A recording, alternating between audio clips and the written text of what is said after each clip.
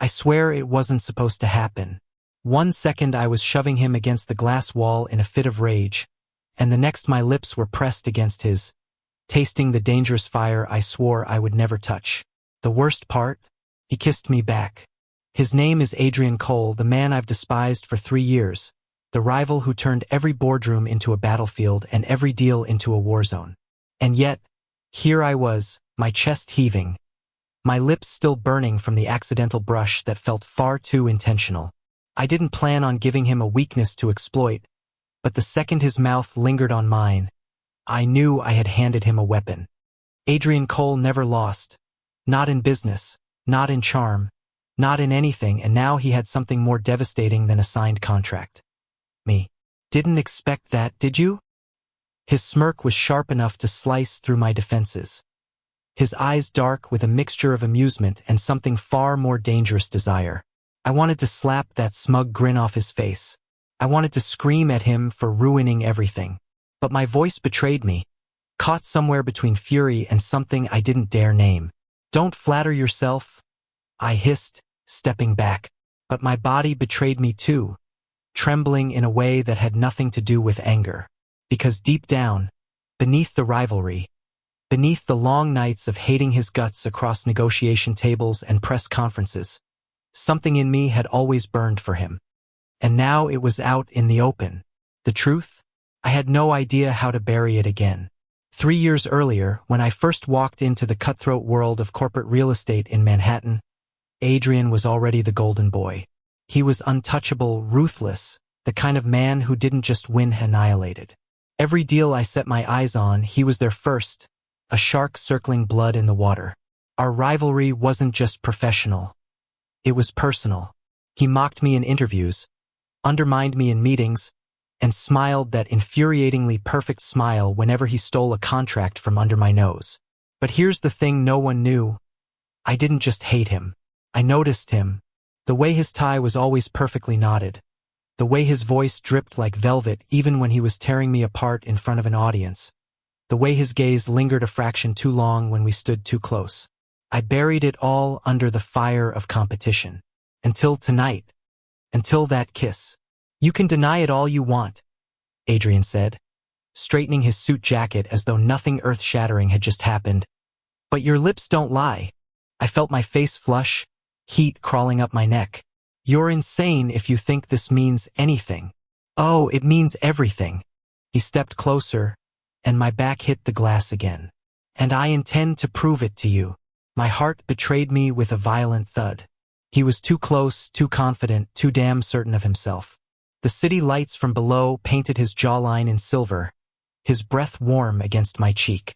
For once in my life, I couldn't think of a single comeback. That night, I didn't sleep. I lay awake replaying every second, cursing myself for the way my body remembered the press of his chest against mine, the taste of his lips, the way he had looked at me not like a rival but like a man who had just found something he wanted more than victory. And Adrian Cole always got what he wanted. The days that followed were worse. He didn't avoid me, he pursued me.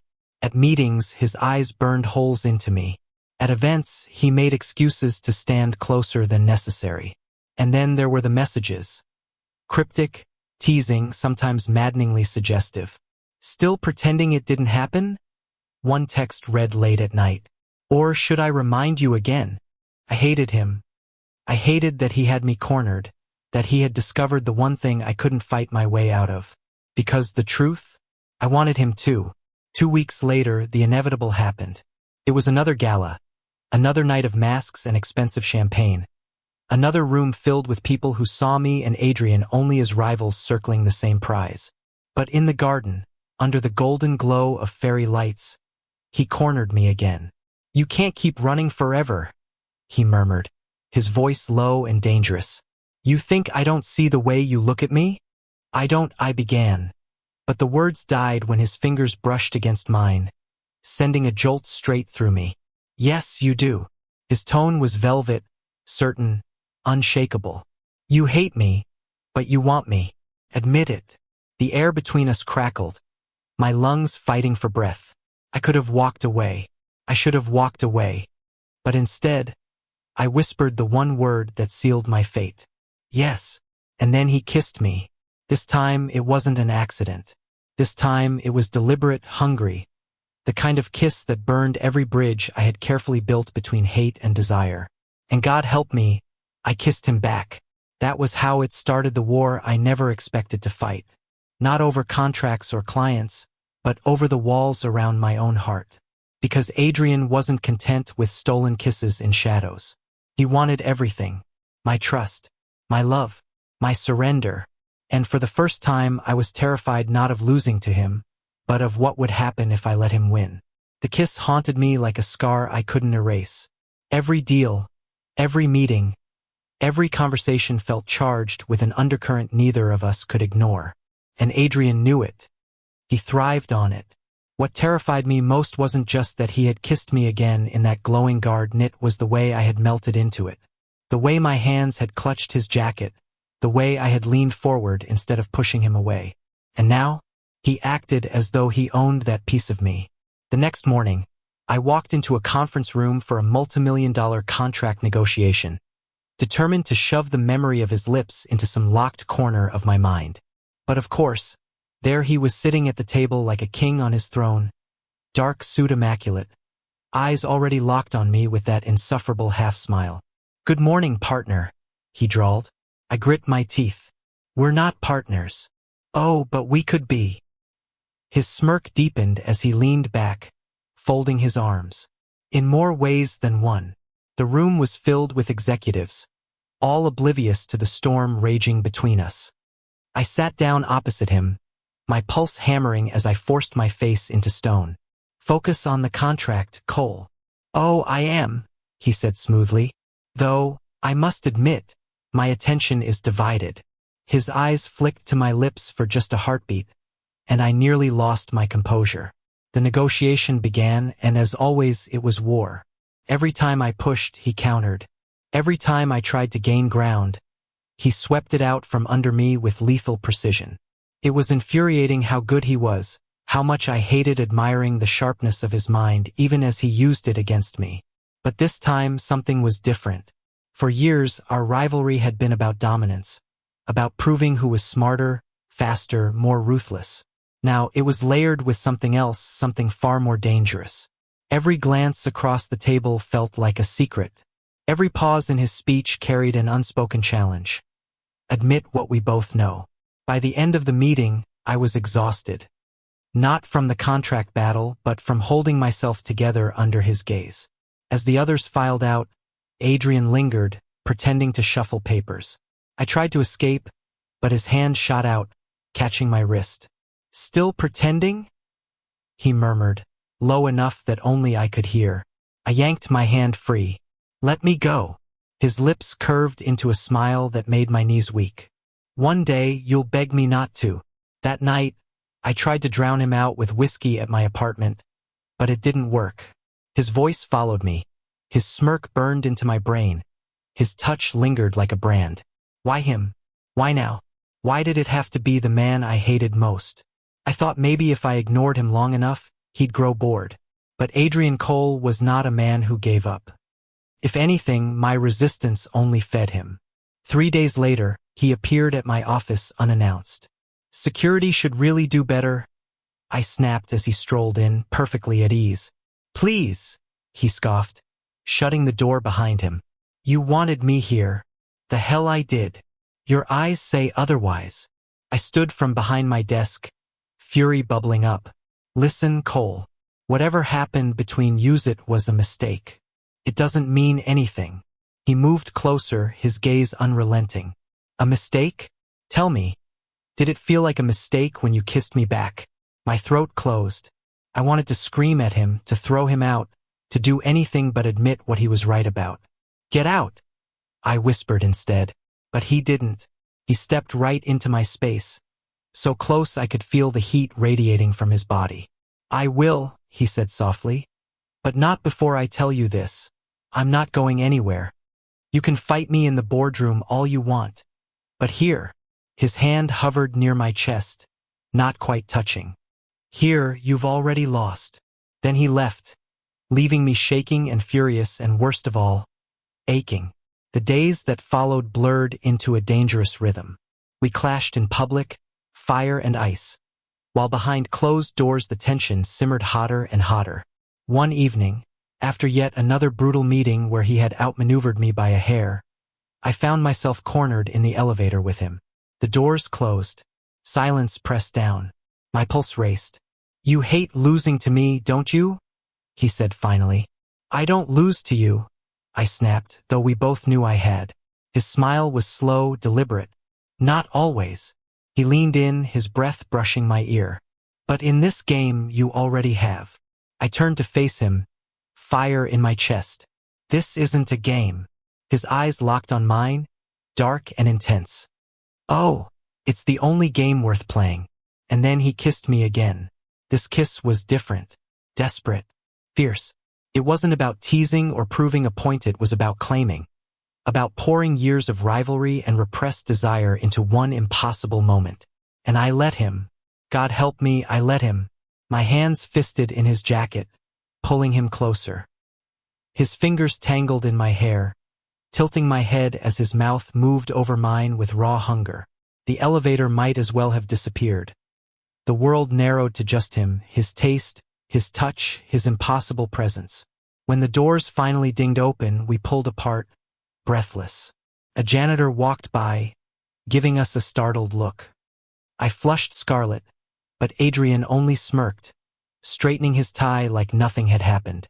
"See you tomorrow," he said smoothly, leaving me reeling. That night, I stared at myself in the bathroom mirror. What was I doing? This was Adrian Cole, the man who had made my career hell, the rival I had sworn to defeat, the enemy I could never trust. And yet, every time I closed my eyes, I didn't see an enemy. I saw the way he looked at me when no one else was watching. I felt the way his touch lingered, not with cruelty, but with something almost tender. I hated him. I wanted him. Both truths burned in me like twin flames. And I knew, with a sinking certainty, that this was only the beginning. 2 weeks later, everything exploded. A massive deal with an international client was up for grabs, the kind of contract that could redefine careers. Both Adrian and I were vying for it, and the competition turned savage. We threw everything we had into the fight, each move sharper than the last. But behind the scenes, the line between rivals and lovers blurred dangerously. Nights of secret encounters bled into mornings of brutal competition. I would wake with his kiss still on my lips, only to sit across from him hours later and watch him tear into my proposal with that wicked brilliance. It was maddening. It was intoxicating. And it was unsustainable. The night before the final decision, we met in a dimly lit hotel bar, neither of us able to stay away. "You know only one of us can win tomorrow," I said, nursing my drink. His gaze was steady, unreadable. "Maybe. Or maybe we both win." I laughed bitterly. "Don't spin your games here, Cole. If you win, I lose. That's how it's always been." "Does it have to be?" His voice softened, surprising me. "Does it have to be me against you? What if it could be us?" My breath caught. "Us." He reached across the table, his fingers brushing mine. For once, there was no smirk, no arrogance, just raw, unguarded sincerity. "Yes," he said simply. "Us."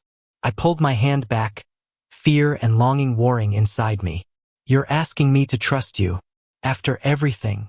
"I'm not asking," he said gently. "I'm promising, and I don't break promises." I stared at him, heart pounding. For years, I had defined myself against him. Who was I if I wasn't his rival? Who was I if I let him in? The answer scared me more than anything. So I stood, tossing back the last of my drink. "We'll see tomorrow," I whispered before walking away. But even as I left, I knew he had already taken root somewhere I couldn't tear him out. The next morning came with a storm. The final presentation for the international contract loomed, and every ounce of me was ready for battle. This was the deal of a lifetime, the kind of contract that could elevate me beyond Adrian's shadow, finally free me from being the man who always lost to Cole. I dressed with precision, my navy suit pressed, my tie knotted so tightly it felt like armor. Every step toward that conference hall was a march into war. And yet, beneath the sharp edges of determination. His words from the night before replayed like a broken record. What if it could be us? The boardroom was suffocating with power. Executives from across the globe sat in polished rows, their sharp eyes dissecting every move. And at the far end of the table, like some devil carved from confidence and charm, sat Adrian. Our eyes met across the room, a silent battlefield sparking to life. His mouth curved in the faintest hint of a smile as if he already knew how this would end. The presentations began. I went first, my voice steady, my slides sharp, every word rehearsed to perfection. I could feel the nods, the murmurs of approval. My strategy was airtight. When I finished, I risked a glance at Adrian. He clapped politely, but his eyes burned with something more dangerous than rivalry. Then it was his turn. Adrian Cole didn't just speak, performed. His voice dripped with charisma, his gestures perfectly measured, his confidence unshakable. He painted visions, spun dreams, made numbers sound like promises of paradise. Watching him was infuriating and intoxicating all at once. And then came the dagger. Halfway through his pitch, he revealed a partnership angle, something I hadn't seen, something devastatingly clever, something that undercut my proposal at its core. Gasps rippled through the room. Executives leaned forward, hungry. My stomach plummeted. He had beaten me, again. Afterward, the decision came quickly. The contract went to Adrian Cole. Applause filled the room, but all I could hear was the pounding in my chest, the shattering of every wall I had built to hold myself together. As the crowd dispersed, Adrian approached me, his expression unreadable. "Good fight," he murmured. I forced a tight smile. "Congratulations." He studied me, eyes softening just a fraction. "I didn't want it to be like this." "Of course you did," I snapped, venom rising to cover the ache.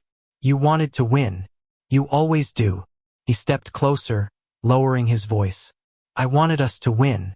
But you don't believe me. Because you don't know how to exist without destroying what's in your way." I hissed, shoving past him.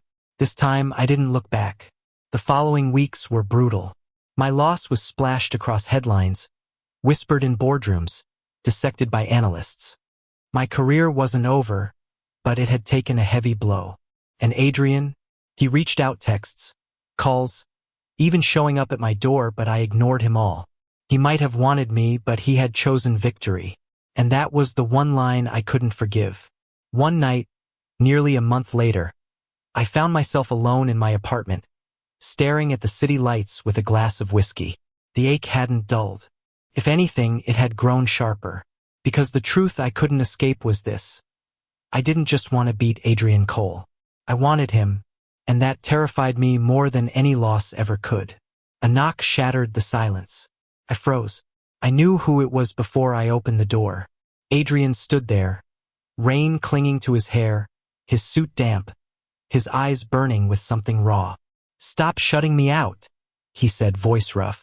I tried to slam the door, but he caught it, pushing inside. "Get out, Cole." "No," he closed the door behind him, his chest heaving. "Not until you listen." "Why?" "So you can rub your victory in my face." I snapped. He flinched, then shook his head. "Do you really think that's what this is about? That I care more about the contract than I do about you?" My laugh was bitter. "You've spent 3 years proving exactly that.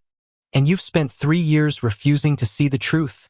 He shot back, stepping closer. "Yes, I wanted to win. I always want to win. But somewhere along the line, it stopped being about the contracts. It stopped being about beating you. It became about wanting you." My breath caught.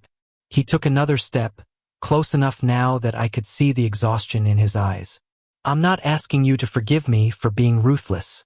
That's who I am. But what I feel for you, that's real. And it's the one thing I'm terrified of losing." The words lodged in my chest, burning. I wanted to shove him away. I wanted to believe him. I wanted both at once. "You can't just say that and expect me to forget everything," I whispered. "I don't want you to forget," he said fiercely. "I want you to fight me. I want you to hate me. I want you to love me. Just don't walk away." Silence stretched, heavy and unbearable. My heart pounded, my mind screaming at me to shut him out, to protect myself. But then his hand brushed mine, tentative, trembling. And for the first time, Adrian Cole looked like a man who could actually lose. And that was my undoing. The kiss that followed was nothing like the others. It wasn't about rivalry or power or even lust. It was raw, desperate, filled with every unsaid word and every unhealed wound. His lips trembled against mine, his hands clutching me like he was afraid I'd vanish.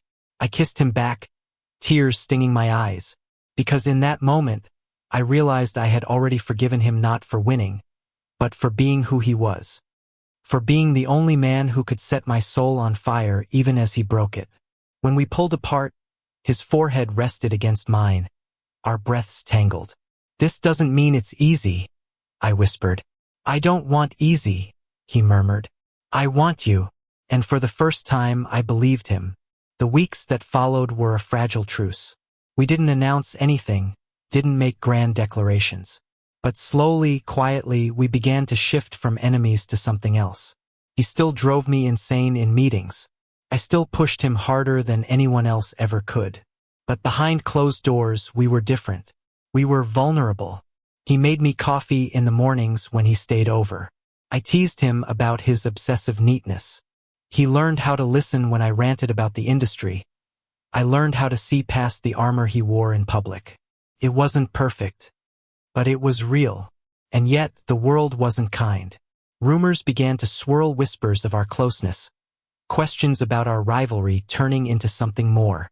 Some said I had slept my way into influence. Others claimed Adrian had manipulated me. The gossip threatened everything we had built. And for the first time, I wondered if loving him was worth the cost. One night, I confronted him about it. "They're saying I'm weak because of you," I spat, pacing the room. "They're saying you only keep me around as some trophy." Adrian's jaw tightened. "Do you believe that?" "I don't know what to believe," I admitted, my voice cracking. "All I know is, ever since you walked into my life, nothing has been simple. And maybe I'm not strong enough for this." He crossed the room in 2 strides, gripping my shoulders. "You are the strongest damn man I've ever met. Don't let them make you doubt that. Don't let them take this away from us." Tears burned my eyes. "And if I lose everything because of you?" His gaze softened, his voice breaking. "Then I'll give you everything I have. Everything. Because I don't care about contracts or victories anymore. I care about you." And for the first time, I saw the truth, not the ruthless rival, not the arrogant victor, but the man who had risked everything to love me. And in that moment, I chose him. The storm of rumors didn't pass quickly, it swelled, consuming every corner of our professional world. Headlines speculated, rivals whispered, and suddenly every glance between Adrian and me became ammunition. I had expected him to distance himself to protect his image, but he didn't. If anything, Adrian grew bolder. At conferences, his hand brushed mine under the table. At networking events, he sought me out in plain view. And when people asked, he didn't lie. "Yes," he said once, cool and unapologetic in front of a nosy journalist. "I care about him." The words shook me to my core, because he wasn't just protecting me, he was claiming me. But not everyone took it well. One evening, I was called into the office of our shared investor, Mr. Harrington, a man with too much power and too little patience. His cold eyes pinned me like a bug under glass. "You're a liability," he said bluntly. "Your entanglement with Cole jeopardizes our entire reputation." "It doesn't affect my work," I shot back. He sneered. "Work isn't the point. Optics are. And the optics are terrible. If you don't end this, your career is finished." My blood turned to ice. That night, I told Adrian everything. "You can't just give up," he said, fury flashing in his eyes. "You don't understand," I snapped. "I can't afford to lose everything I've built. I fought too hard." "And what about us?" His voice cracked, raw. "Are you going to throw that away because of Harrington's threats?" "This isn't just about us," I shouted. "This is my future. My name. My life." Silence fell. He looked at me like I had just driven a knife through his chest. Then he said quietly, "If you walk away, I won't stop you. But don't lie to yourself and pretend it's for your future. It'll be because you're afraid to choose me." And then he left. The days after were agony. I buried myself in work, convincing myself it was for the best. But nothing silenced the echo of his voice, the memory of his touch, the way my chest ached with every breath. I had won nothing. I had only lost him. Weeks passed before the breaking point came. At a massive industry gala, Harrington's words still echoing in my head, I stood among glittering suits and shallow smiles, pretending to belong. And then I saw him, Adrian, across the room, looking devastatingly handsome in black, surrounded by admirers, his laughter smooth but hollow. His eyes found mine instantly, and the world stopped. For a long moment, neither of us moved. Then he excused himself from the crowd and walked away. Something inside me broke. Without thinking, I followed. Through winding halls, past curious stairs, until we found ourselves on a balcony overlooking the city. The night air was sharp. "You shouldn't be here," he said, not turning around. "I know. Then why are you?" His voice was tight, controlled, but I could hear the hurt bleeding through. "Because I can't stay away," I whispered. Slowly, he turned. The sight of him stole my breath, his eyes rimmed with exhaustion. His lips pressed in a hard line, every inch of him aching and beautiful. I confessed, tears burning. I tried to convince myself I could let you go, that my career mattered more, that the world's approval mattered more. But it doesn't. None of it matters without you. His expression cracked, pain giving way to hope. "You mean that?" I nodded, stepping closer. "I'm terrified, Adrian. Terrified of losing everything. But I'm more terrified of losing you." And then, for the first time, I said it. The words I had swallowed for months. "I love you." The silence after was deafening. My heart thundered, afraid he wouldn't believe me.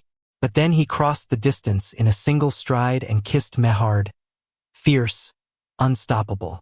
His hands cradled my face, his breath trembling against my skin. When we pulled apart, he whispered, "Say it again. I love you." And this time it felt like freedom. The weeks that followed were war. Harrington tried to blacklist me. Rivals whispered louder. Clients wavered. But Adrian stood beside me every step of the way. He leveraged his influence, used his victories to shield me, refused to let the world break us apart. And slowly, shockingly, people stopped caring. The scandal dulled. New gossip replaced old. Our relationship became less a headline and more a fact. We survived. Months later, I stood on another stage this time, not in Adrian's shadow but in my own light. A deal I had secured independently, a triumph that proved I was more than just his rival, more than just his lover. When I glanced into the crowd, he was there, smiling, proud. Afterward, as the applause faded, he pulled me into a quiet hallway and kissed me breathless. "You were magnificent," he murmured. I grinned. "Careful. Sounds like admiration." "Oh, it's much more than that," he said, eyes burning with love. One night, months later, we sat together on his apartment balcony, wine glasses in hand. The city sprawled beneath us. "You know," I teased, "if someone told me 3 years ago that I'd end up here with you, I would have laughed in their face." He smirked. 3 years ago, I would have bet money I'd never let you get under my skin. And now," he set his glass down, his hand finding mine. "Now I can't imagine a life without you in it." I squeezed his fingers, my chest swelling. Because despite all the battles, all the losses, all the Scarsway had chosen each other. And that choice was worth everything. Sometimes, late at night, when his arms are wrapped around me and the city hums far below, I think about the first kiss, the one that wasn't supposed to happen, the one that changed everything. It had been an accident, a mistake, a slip born of fury and fire. But it was also the beginning of us. And if I could go back, I wouldn't undo it. Not for all the victories in the world. Because in losing to Adrian Cole, I had won the only thing that truly mattered, his heart. And he had claimed mine completely, forever. Thank you for listening. If you find it interesting, please like and subscribe to follow the next stories.